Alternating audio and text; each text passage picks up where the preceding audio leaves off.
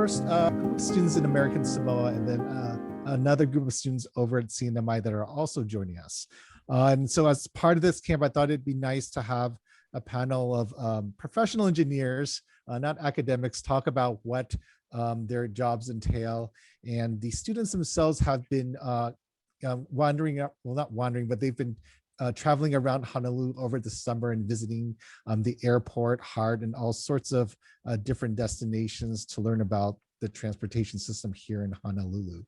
And so with that, I won't introduce the panelists because I think we're planning to have them introduce themselves, but I will turn it over to you, Dea, right now. And Dea is going to be our MC for this panel portion of today. And so Dea, whenever you're ready, you can get started. Thanks.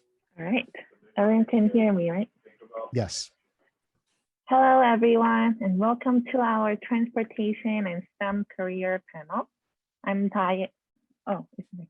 My name is Taya Shame, a camp counselor at PacStop, a graduate student at the Department of Urban and Regional Planning at UH Manoa. I'm really excited to be here with all of you today to welcome our esteemed panelists. Today, we're going to hear from 4 professionals in transportation engineering field. I do want to make sure that after our 2 general questions, we're going to go to you if you have any questions to ask them. This is a great opportunity for students to learn more about transportation engineering career. So be ready. So it's time to, okay, so this was the agenda. I'm gonna ask 2 general questions. I'm gonna introduce the panelists. So it's time to meet your esteemed panelists. I will ask our panelists to introduce themselves. We can go in any order, so whoever is eager to start first, you're more than welcome to. But if you could answer the following question, if you could please introduce yourself, share with us where you work, and provide some information on your background in your current position. So who wanna start first? I can go first if you'd like me to. Okay, Kathy, thank you. My name is Kathy Leong. I'm the director of the transportation group at Wilson Okamoto Corporation. We're a local private consulting firm here in Hawaii. I have been with Wilson Okamoto for almost 24 years now. Just to give a little bit of my background, I went to high school, obviously, in Hawaii at Iolani. And then when I got out of high school, I went to the University of Hawaii at Manoa. I got my undergraduate degree there. And then I went to the University of California, Berkeley to get my graduate degree. And since then, I've been back here. I've worked through all levels of our company. And currently, though, I have 5 staff members that are part of the group that I have at the company that I'm at right now. And we sort of do a mix of different types of transportation projects. So some of the work that we do is design. We do different types of traffic engineering design. We do roadway design. We do traffic signal design, traffic control, a lot of things like that. But we also do traffic operational studies. So we do a lot of studies in support of development, environmental documentation, as well as planning. So we try to cover as many of the transportation topics as we can within the group that I have. And I'm very happy to have a lot of my staff actually come from the University of Hawaii. So I would encourage all of you to please continue to think about the University of Hawaii if you're thinking about where to go to college. That's kind of me in a nutshell. I do actually participate in a professional organization, that's the Institute of Transportation Engineers, for which I'm very active, and some of my perspective comes through my experience with that organization as well. All right, thank you. Next. Why don't we let all the women go first? Yeah, that's possible too. Okay, then I guess that's me. Jin, yeah, that leaves you. Aloha, my name is Jing Fernandez. I'll start kind of backwards. I'll tell you, See, when I tell people I work in transportation consulting, they give me this very quizzical look. And so you work on roads, or can you fix the traffic? Even my mom nowadays still doesn't know what I do because it's hard to explain. So what I work on is transportation revenue policy and transportation programs and systems. So best way to describe that is probably through some examples. I've done some work on various tolling and transit projects. When they want to put in a new technology, for example, you have to look at it kind of from beginning to end to see how that might affect the people, the systems that interact with it. An example of a project was Golden Gate Bridge when they converted to all electronic tolling, meaning that they were no longer going to have toll collectors sitting in the lanes collecting tolls. This was a big deal for them. You know, just like in Hawaii, there's a lot of tourists, and if you didn't tell them what was going on ahead of time, they weren't going to know what to do. So what I do is help with looking at the entire system, all the way from communications, setting up rules and regulations for the agency, communicating with the public, and then also designing the system. So we talk about, like pre-trip messaging, putting out TV ads, which doesn't sound like a transportation type of thing, but looking at transportation and designing programs to support transportation. Here in Hawaii, I'm working on the Hawaii Road Usage Charge Demonstration Project. I'm the consultant site project manager for that project. And just in many countries, including the US, the main source of roadway funding for repairs and maintenance is the gas tax. But the gas tax was established as a usage-based tax based on how much gas you consumed. And our goal in Hawaii is to reduce the amount of gasoline we're consuming. So what do you do now if there's no more gas to pay for, repairing and maintaining our roads? So this, my small company of just 10 was just bought out by CDN Smith. So now I am with CDN Smith, a medium-sized environmental and civil engineering firm that works in water, transportation, and environment. It's a mainland firm, but we do a lot of work here in Hawaii, including water resources, environmental, civil engineering, and transportation. We consult for example, Maui planning organizations, long-term planning, Board of Water Resources, Hawaii Department of Transportation. And basically we specialize in assisting organizations with planning for the future from all of these aspects. So I mainly, my role in the company is managing different transportation projects. Awesome, thank you. Is Mike here or is it me? I don't see Yeah. him, so we might Yeah, we have don't to see go him. to you, Wayne. My name is Wayne Yoshioka. I'm the transportation technical lead for AECOM. And AECOM is best described as a huge bureaucracy in transportation. We do, AECOM does many things. Transportation is one of them. And we are an international corporation, so we have offices all over the world. And in Honolulu, we have several disciplines. We have transportation, water resources, wastewater, environmental, and buildings and places. So we have the full spectrum. And transportation interacts with all of them. We support our environmental when they do EISs and EAs. There's a transportation component in there, and we support that. We also support our buildings and places when you have large building projects. There's also a transportation component in those as well. So we support them from both planning side, operationally, and also in terms of design as well, transportation design.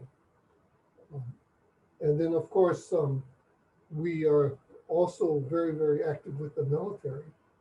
And so there are many projects that go on both locally at Joint Base Pearl Harbor Hickam, but also for those of you who are CNMI in your area, on Guam, nearby, there's a major effort going on in terms of military projects in that area. And we do a lot of stuff in Japan and Asia, and as well as, and we get involved with some of the stuff that's happening on the West Coast as well.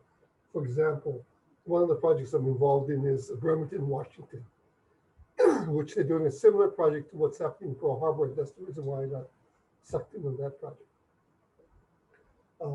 Best way to describe myself, I went to the University of Hawaii. I also graduated from, I grew up here in Hawaii. I graduated from the same high school that Kathy did. I went to Iolani School. And then I also went to the University of Hawaii. I did spend 13 years on the mainland in Colorado. And if you do have a chance to get out and do something like that, I found that very beneficial. Number one, it gives you a different perspective of the way people do things in other areas. Because I started my career in Hawaii, worked for about 2 years here, and then was transferred to Denver in Colorado. And that transfer, that change, and watching how they did things as opposed to how we did things here was really, really informative. So I think if you have a chance to do something like that, even if you don't stay as long as I did, I stayed 13 years, but if you stay briefly somewhere else and then come back to where you want to settle down, it's a beneficial experience because everybody doesn't do things the same way. And I think it's a good eye-opening perspective to watch how others do it, how others think, and really watching the public also. Because eventually, I think, hopefully, all of you will grow in your careers to the point that you'll interact with the public. And as you interact with the public, you'll find that the norms are not the same everywhere. And you have to adapt and you have to understand. Because if you're gonna convey your information to them effectively, you need to understand what you're doing. So again, my in terms of background, I'm can be described as a jack of all trades, or master of none maybe. I've done almost everything. I've done things like travel demand modeling. Back from the time when we used to actually enter the stuff with punch cards, if you guys even know what punch cards are on computers. And so I can do that, but I also can do microsimulation, which is a much more operational aspect of it. I'm also a transportation planner as well, in terms of overall transportation plans. I can do signal design, and I can do intersection design as well. So, I mean, I think my experience has been, it's been fortunate that I've been afforded many opportunities to try different things. And if you do have that opportunity in your experience, I would counsel you to take it, because I think what it does is gives you a broad understanding. Even if you don't end up practicing in all those areas, you can understand what the other person is going through, and you can interact much more effectively. So with that, I'll end it, and we can move on to our questions. Oh wait, so I think Mike just joined, or at least I saw him join. All I right, see his, perfect. yeah, I think he's trying to connect now. We'll give him a few minutes.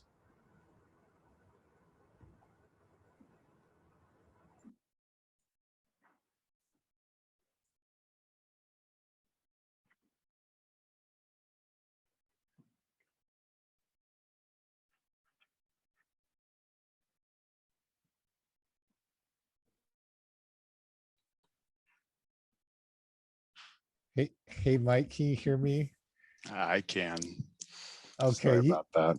no worries. You're just in time. So we have just had all the panelists introduce themselves. So you are our fourth panelist. So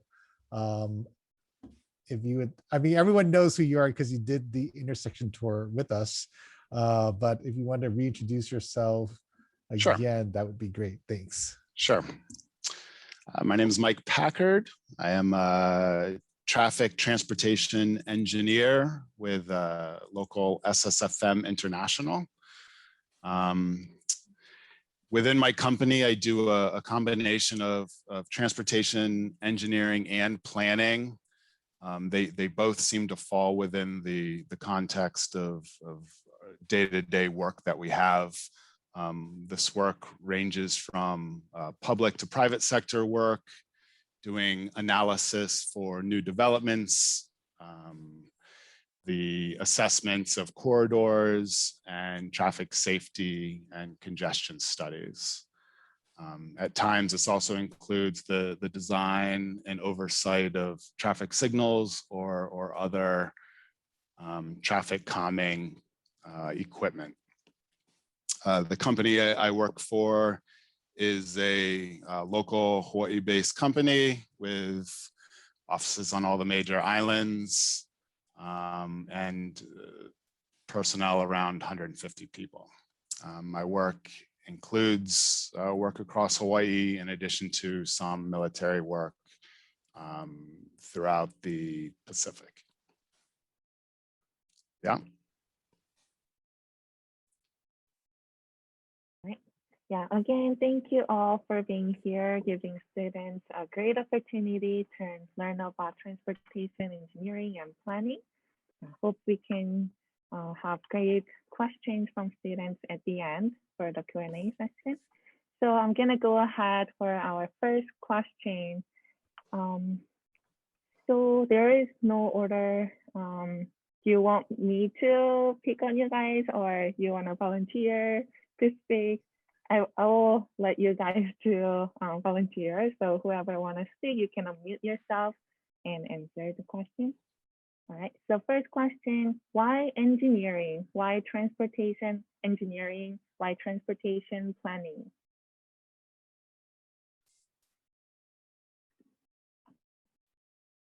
I'll volunteer to go first again. So I'm going to address sort of like the second question you asked, or the way you phrased it the second time, since our realm is actually transportation. There's a lot of reasons why you pick engineering. My brief overview on that is that whatever you want to do, there's some flavor of engineering that you can find. Engineering spans a remarkable array of different types of interests. And so if you want to be a part of engineering, you can, no matter what your interests are. But in particular with transportation, my story is a little bit interesting in that I strictly went to the University of Hawaii not wanting to be an engineer because my father's an engineer, and I tried very hard not to be an engineer, but you can see where I ended up. But once I did get into the College of Engineering, I actually took an introduction to transportation engineering course, which basically sparked my interest, which has sustained me since then. I had a great professor that sparked that interest in me. I was quite intrigued by the things that they talked about, and I could find that it was very relatable because it's one of the things that you can do in engineering that you can see in the everyday world. You experience it every day. One of the analogies I like to make is that, you know, traffic and transportation is in a lot of ways like water, but water is harder to see because water is under the ground a lot of times in pipes or doing other things. Transportation is one of those things where you can visibly see your impact on the world around you. And it's one of the things that makes it quite interesting. The other reason that I like transportation is that no day is the same. Because transportation, I like to say, is, people hate it when I say this, but it's more of an art than a science. And I say that because transportation involves people. Anytime you involve people, behavior is a big part of it. And you could have the exact same problem, but if you're in a different place, a different country, even on just a different neighborhood, the people there are different. And because of that, the discussions may be different, the solutions may be different, the problems may be different. And because of that, you may get the same problem over and over again, but every solution might be different. It makes it quite challenging and quite exciting. And I think that's something that transportation has been able to bring to my career. And also transportation today is actually very exciting. There's so many things going on in the field right now. There's a lot of emerging technologies. I'm sure that all of you have heard about self-driving cars. That's the next wave of the future. It's been around for quite a long time, but it seems to get a lot of press now. So there's things like that. There's a lot of things like different modes of transportation in cities, and how are we including them and accommodating them in the world that we live in. again, very things that you can see around you changing and evolving, and being a part of that is actually really exciting. So actually right now, being in transportation is actually one of the most exciting times to be a part of this field. And so I highly encourage people that I talk to, I deal with a lot of students, that this is definitely a field where, again, you don't have to be an engineer, actually. You can be from many different walks of life and be a part of the transportation profession. Right now, because of so many things going on, we're talking to, computer science people, we're talking to electrical engineers, we're talking to planners, we're talking to all kinds of groups that are part of the discussion going on about how we're going to move forward. And so, again, it's a really exciting time to be part of this field. Great. Thank Okay, you. we'll go same order. I'll jump in. That was really awesome, Kathy. I heard some of my own story right in yours, and right on. So for me, I had never heard about transportation as a field in undergraduate school. I went to a small engineering school, Harvey Mudd College in California, and I learned systems engineering. That's all they taught, was systems engineering. You look at mechanical, electrical, fluids, all as systems. And it was perfect for going into transportation because, it's a black box. So I went into communications engineering, not knowing any better that there was this really fun field, of transportation. And I worked for DirecTV for a little bit, and that's where I learned how to design a system from scratch, write system specifications, and do product testing. It was super fun because it was during kind of the high-tech era, but I felt like, well, all I'm doing is getting TV into people's homes. I wanted to do something a little bit more interesting, for me, and a little bit more rewarding. But luckily, as part of my job, I got to travel to Europe to represent kind of the Federal Communications and the ITU to develop some standards to do with, communication standards. But I got to see the transportation elsewhere. So it's just like Wayne said, that if you travel, you get to see everything out there, and kind of things start to wake up. And I saw, how in other countries, you could get to every corner of the state on public transit. Here, a lot of times you don't have a car, you're stuck. We saw, being able to travel across the country with, as fast as plane, or even faster than on the plane, on rail, how Swiss buses run on time. Like, it's not a minute early, it's not a minute late, it is always on time. And so I really wanted that for the US, and I got really excited about it. Kind of, nerdy, but part of traveling, my favorite part is figuring out how to get around. So one of my rules for achieving happiness is to not ever live more than a 15-minute drive away from where I live.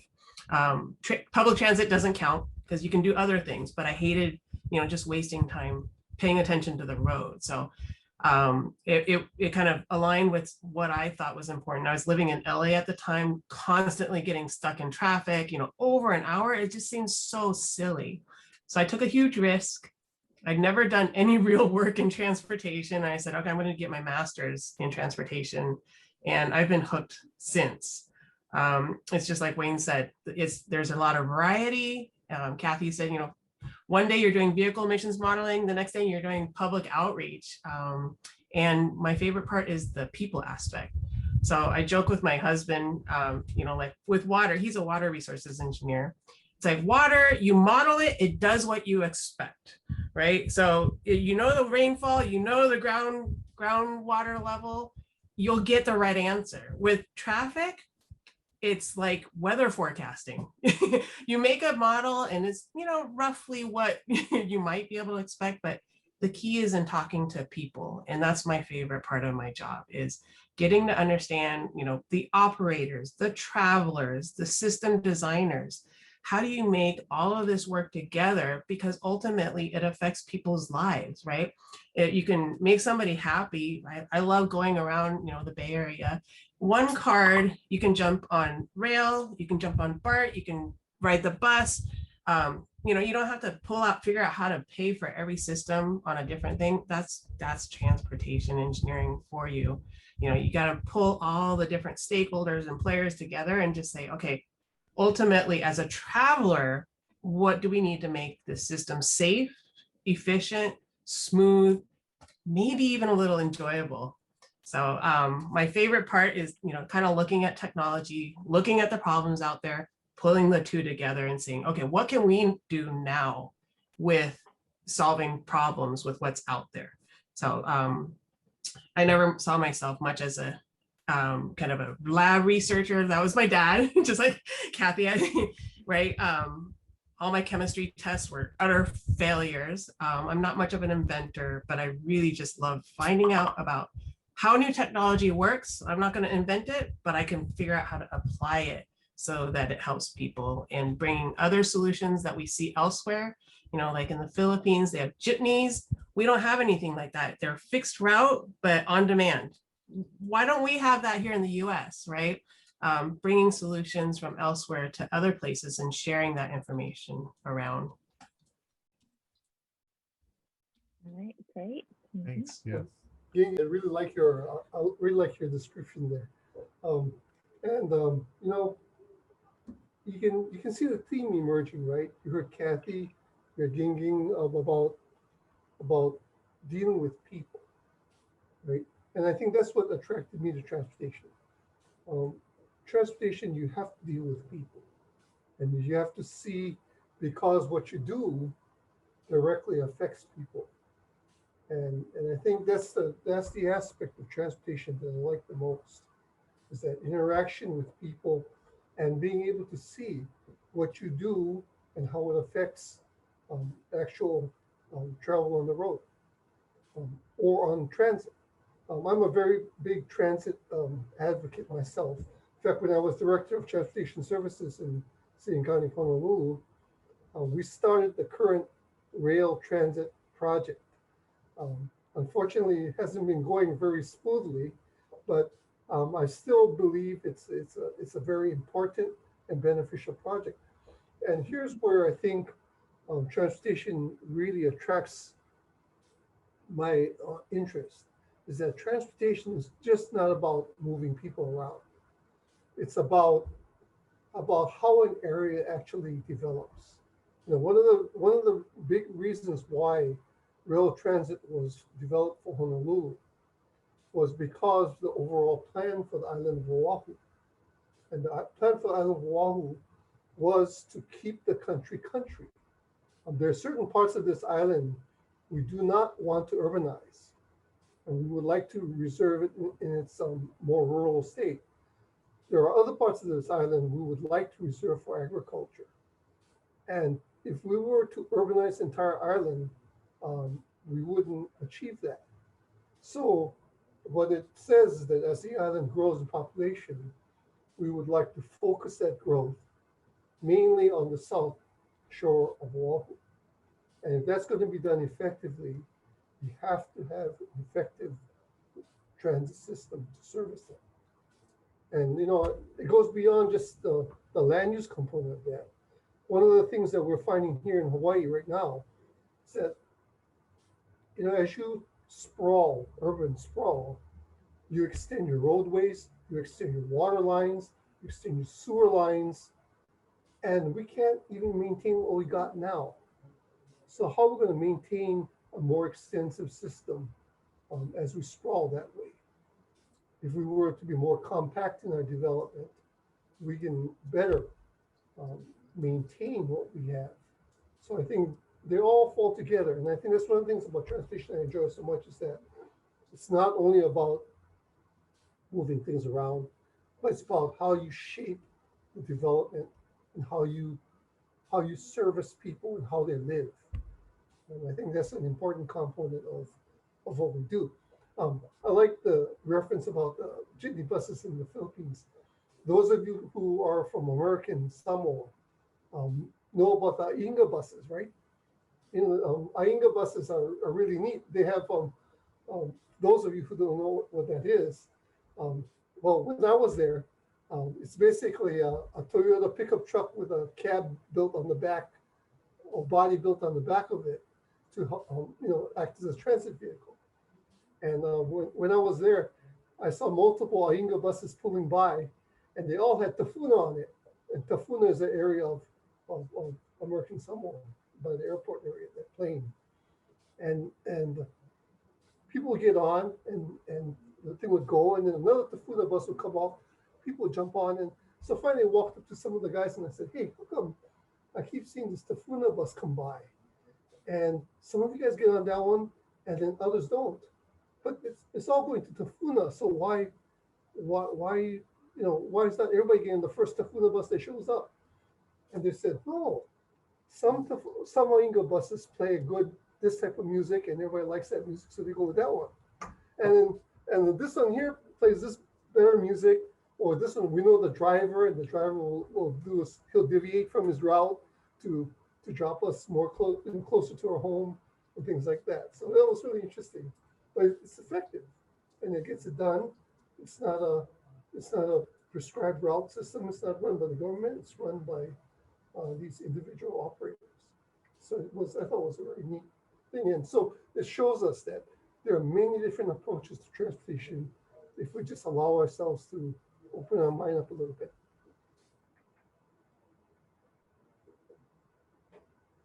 Last but not least, Right. all of what they said, Right.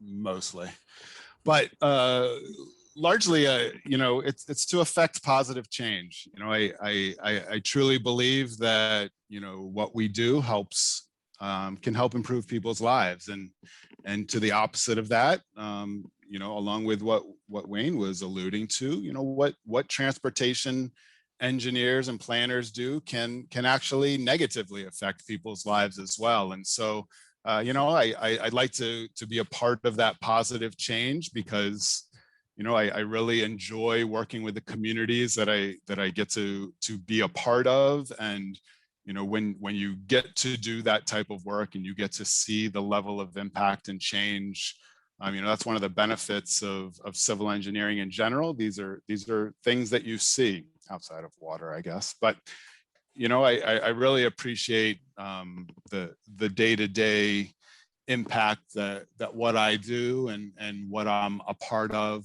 the positive benefits that it can have on people's health, their quality of life, and just general their well-being.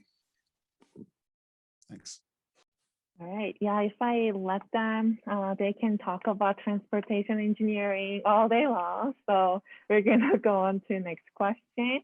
So I'm not sure how many years we have to go back, but if you could go back today, what would you tell your past self in high school, like junior year, senior year in high school? Because most of our students are going to be junior or senior next year. And they're all high school students. That's why. Yeah. I Let's we'll start go this to thing. Nova. Go ahead, Kathy. Why don't you start? You're Well, great you to were follow. By the way, I wanted to say my husband's an environmental engineer, so I feel your pain there. So when I saw this question, when you sent it over to us, there are two things that I think that came to mind. That if I had to go back, these are two things that I think I would tell my younger self. In high school, I think I was much shyer. I didn't interact with a lot of people. I was much more introverted.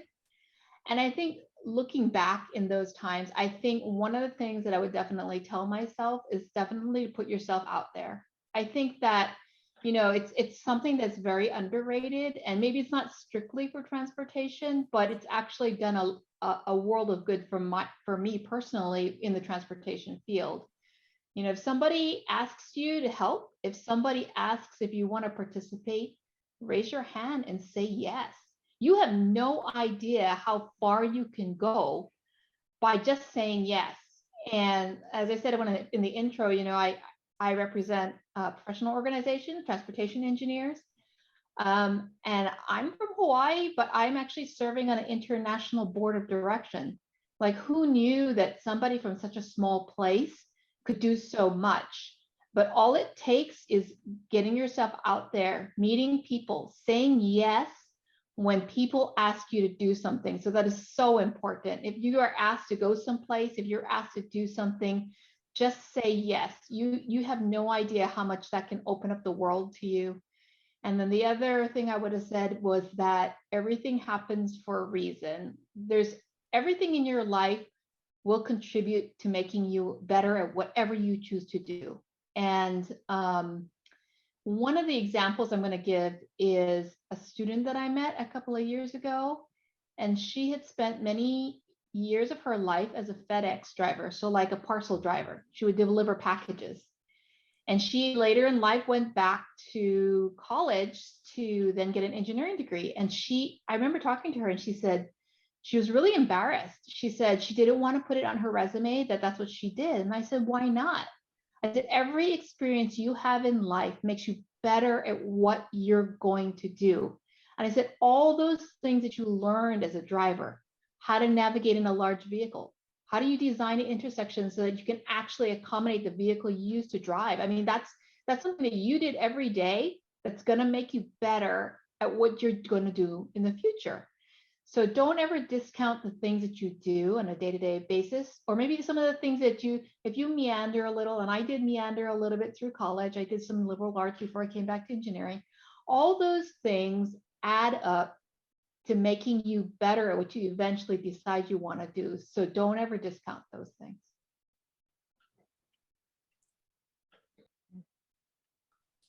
Really love it, Kathy. It really, everything does come back together. You know, even the little tiny little things that you just ventured out to try does absolutely, you know, it's like, oh, all of a sudden somebody wants a project on something you just kind of tried out 20 years ago.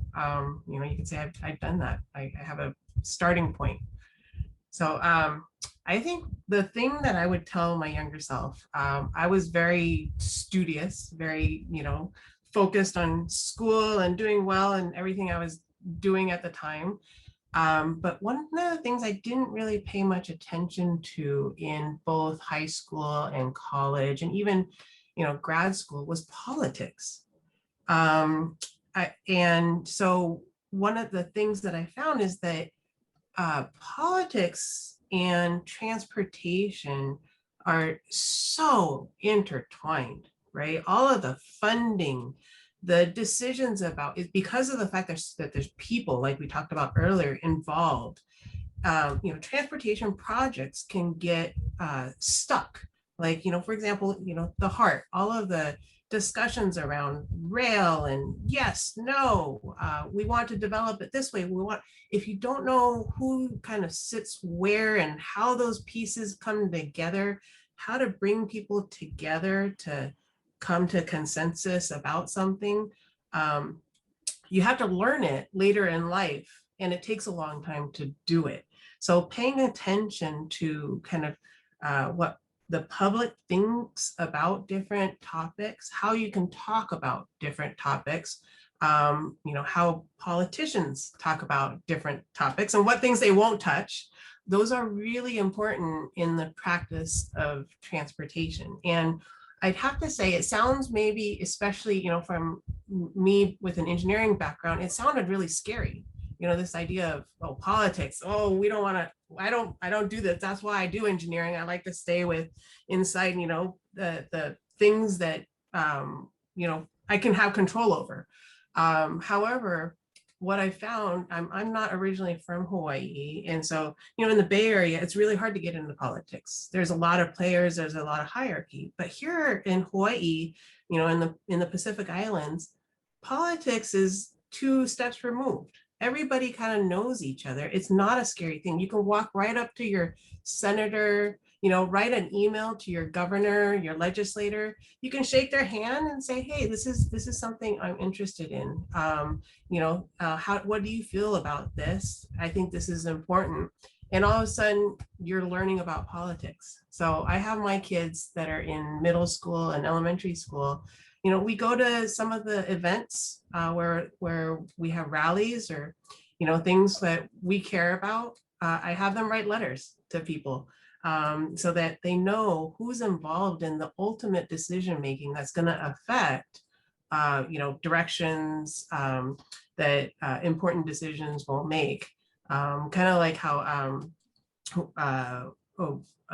we were saying earlier that you know, we want to make a better impact on overall quality of life. Well, you can't do that unless you know what people really want. And to understand that, you need to be able to play and work in the context of the politics surrounding it all.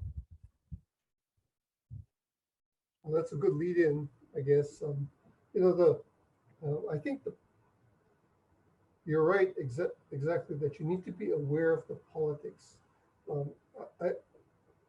One caution I have is that, again, I was an appointee, so I was actually in the heart of the politics, right? I was part of um, two mayors' administrations, and we're able to see the kind of inside of the beast, um, as from that perspective. And I think it's very important to be aware of the politics and how it's impacting what's going on and where everybody's sitting from. Be aware, though, that if you, not everyone needs to be fully involved in the politics. You need to certainly be aware of what's going on. Be careful on involvement in politics unless you really have the heart for it, or the it can get a little rough and tumble in there. And I'm sure I'm not telling anything new to anybody from CNMI or American Samoa, because I've operated in both of those areas, and that can be a very political environment in those areas. So, again, it's very important to be aware. Be careful how you tread in that territory, though. It's a very, very,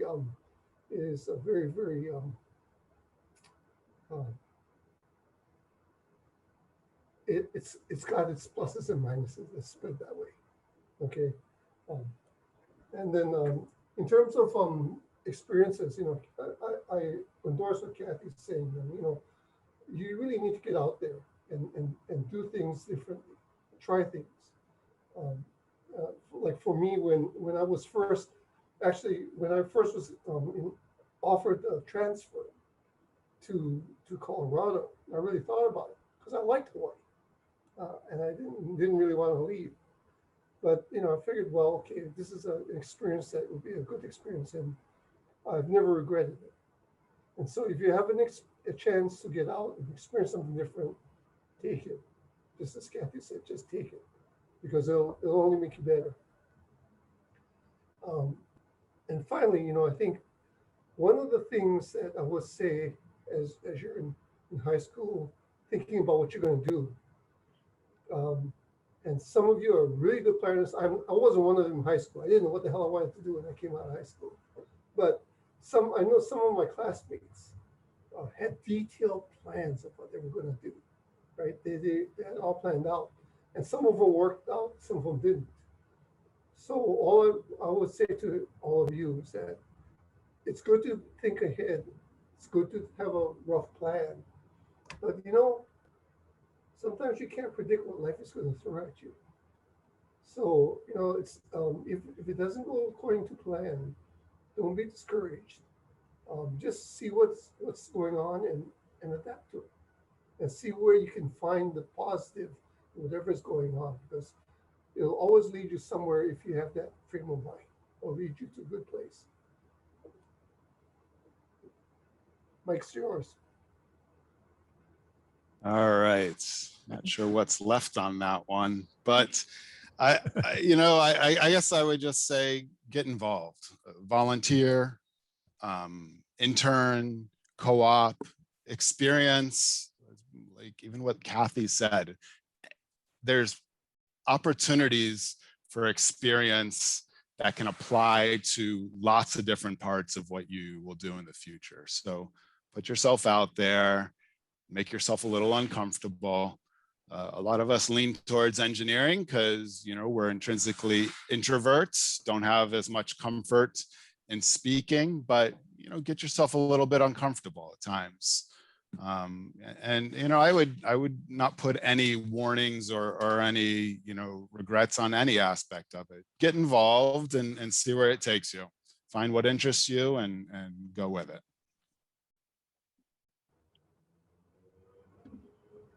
All right. Yeah, Mike actually had an experience talking to students, so he knows how they want to be involved for the camp. And for the Q&A, we will see if any students have any questions for them to ask. So I'm gonna open up for questions now. So if you have any questions, then feel free to put in a chat, or you can unmute yourself and just speak out loud. What Put was yourself out there. what was the hardest part of your job that you had to adjust to when you first started?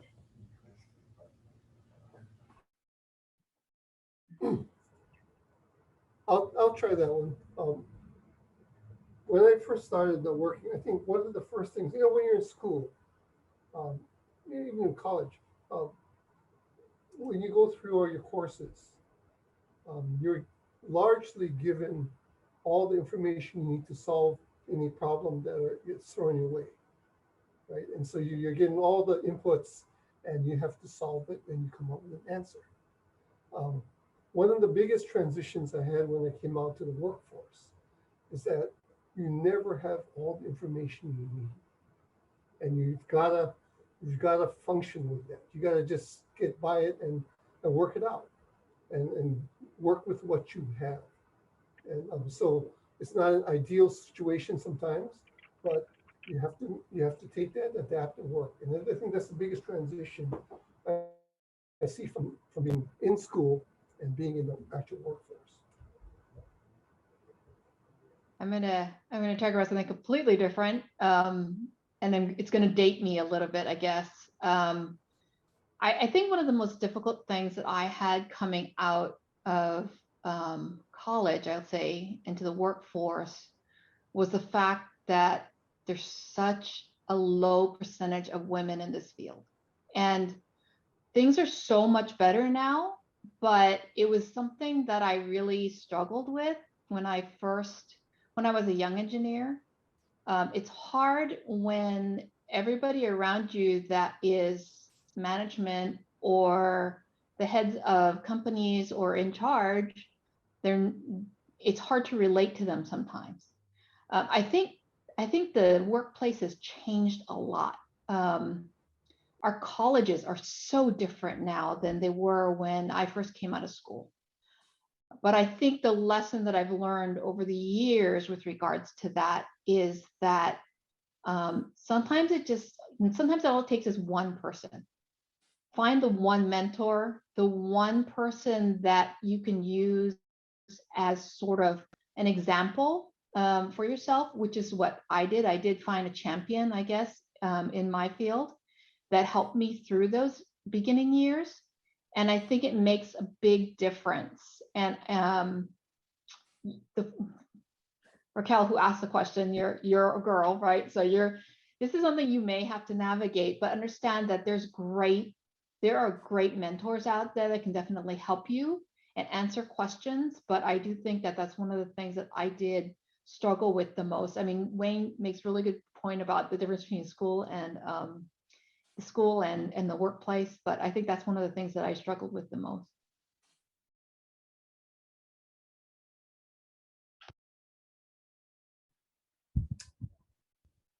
For me, I think one of the things I struggled with a little bit is having the patience to figure out what path I would take.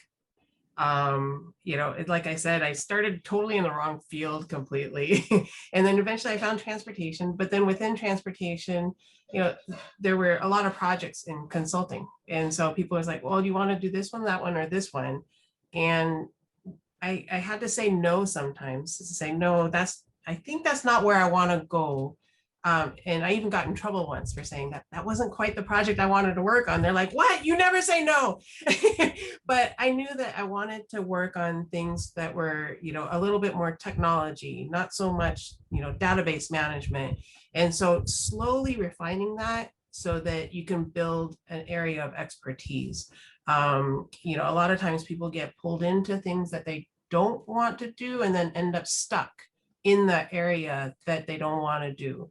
And so kind of balancing that, putting your time in on, just getting experience overall in working, and then also looking for kind of the thing that really motivates you and gets you up and out of bed every day. Eventually you will get there, but it's probably not going to be those first 10 years when you start your job. It takes some time to get there. And I was just not patient with that.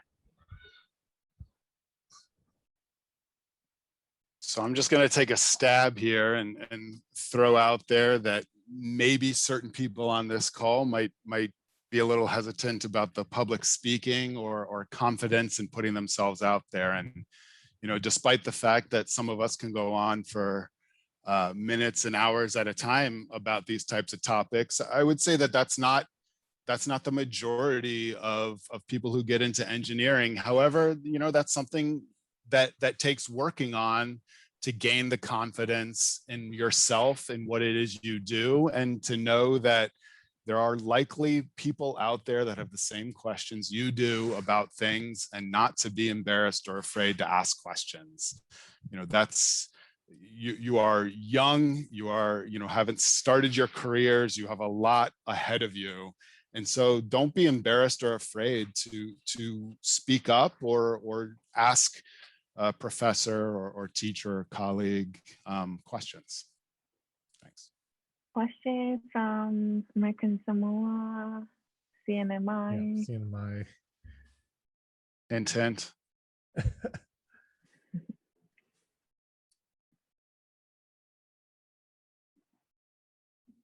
So we have a good 6 minutes left allocated to this panel. So even if you have comments or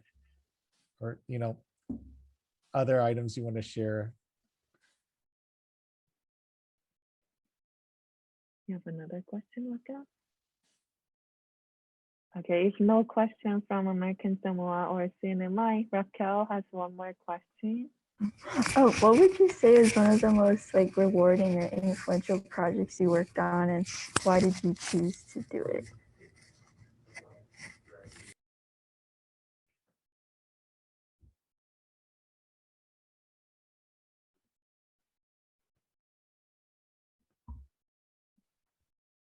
I guess that must be a really tough question. I'll start off. I don't think it's really hard to pinpoint one, because there usually is several that stick in your mind. Of course, working on the rail project was one of the ones that I believe it was significant to me. I worked on the rail project even before being in the city, when it was with a firm called Parsons Brinckerhoff.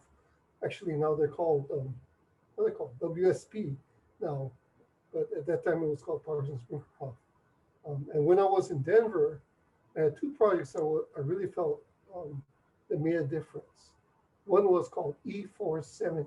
And if you look at a lot of cities on the mainland, what they'll do is that they'll have freeways coming through them, but they usually have a beltway that goes around the city. And so in Denver at the time, they had the southwest portion of that circle. And we actually did the planning and engineering for the eastern half called E470. And that was a really significant project. The other one was the new Denver airport. They moved Stapleton Airport out to the new Denver airport. And our firm was connected with a lot of the transportation planning for that. And eventually the design of the roadway that connected the airport into the city. So those projects stand in my mind, and just because it was significant, and there are a lot of stories that come out of it.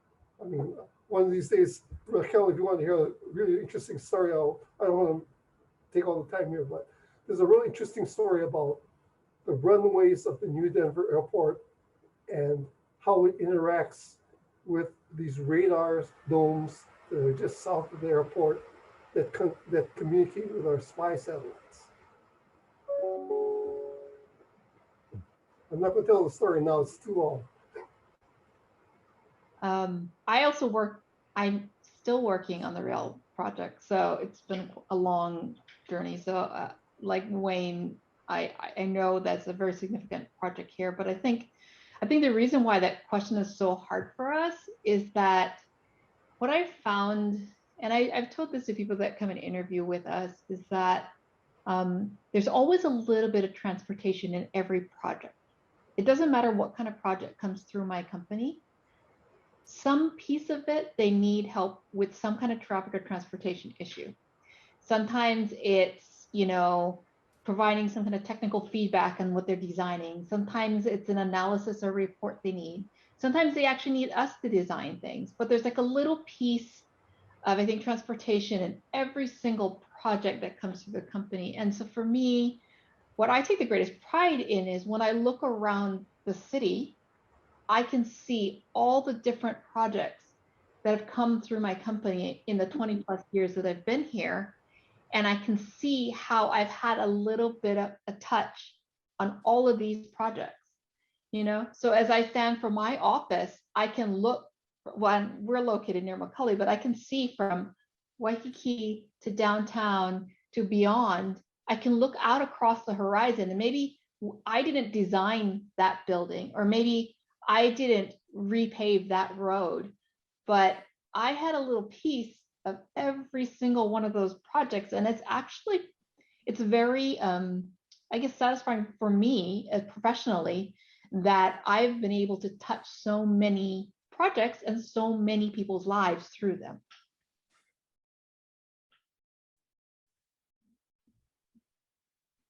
I have the current project that I'm working on, I mentioned a little earlier, is a Hawaii Road Usage Charge Program.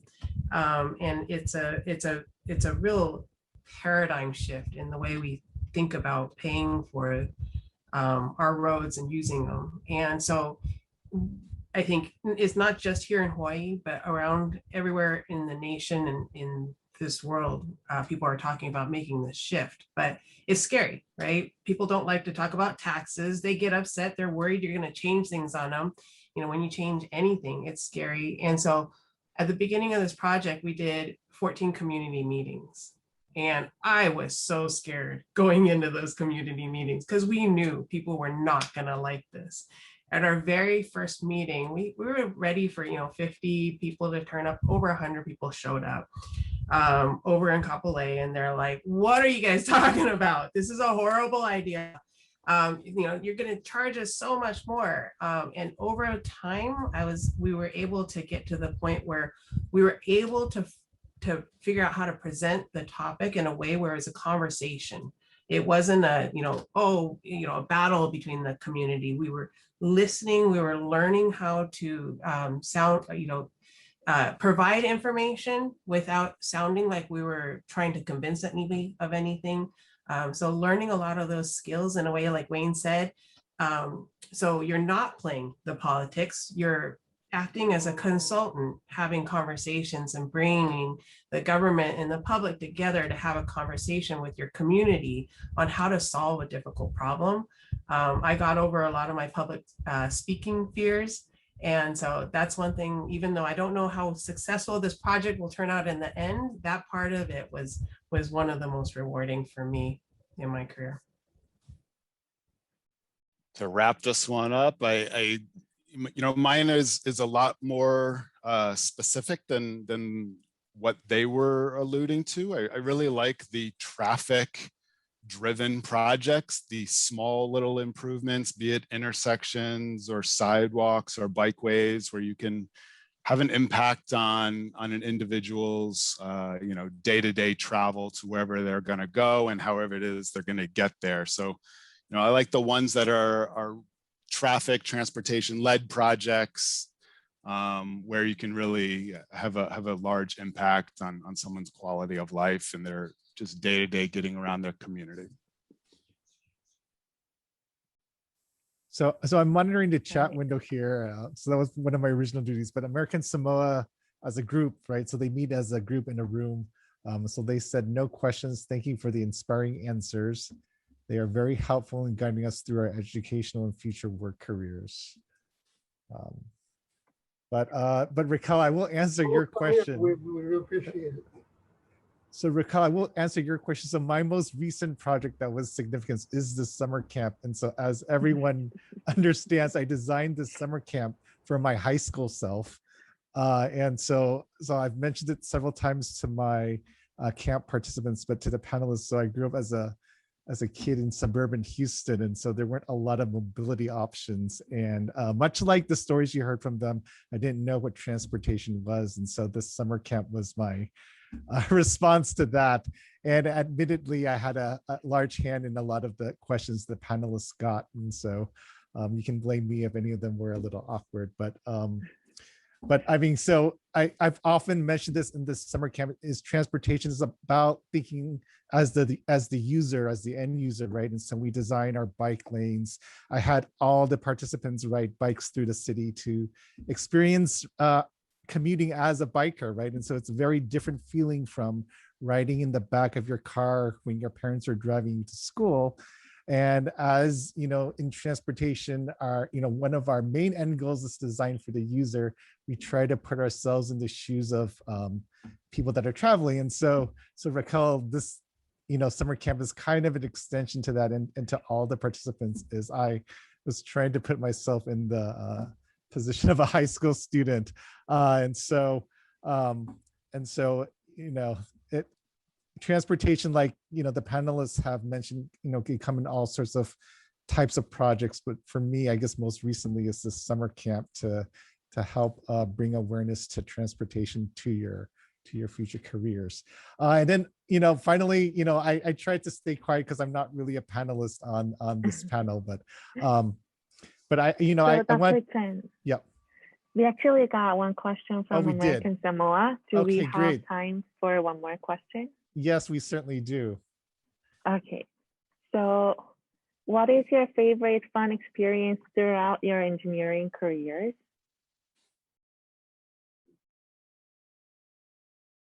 My favorite experience is always celebrating with the team after something happens or is achieved. There was one time I mentioned I was working for the International Telecommunications Union. We were trying to work out some and negotiate kind of a standard between us in the US and a French company. And so when we had started on this negotiation, we thought there was no answer. It was like they were going to interfere with us and we would not allow that to happen. As we talked over months, it became clear that if we were more careful about how we design the standards, we could maybe interoperate and have some interference. And both systems could actually be viable.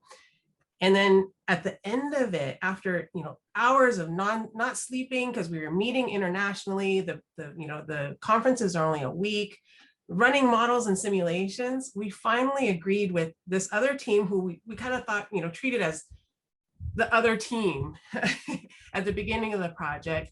They spoke French, we spoke English, but we decided on what was acceptable for both countries to work together in a way where both systems could function.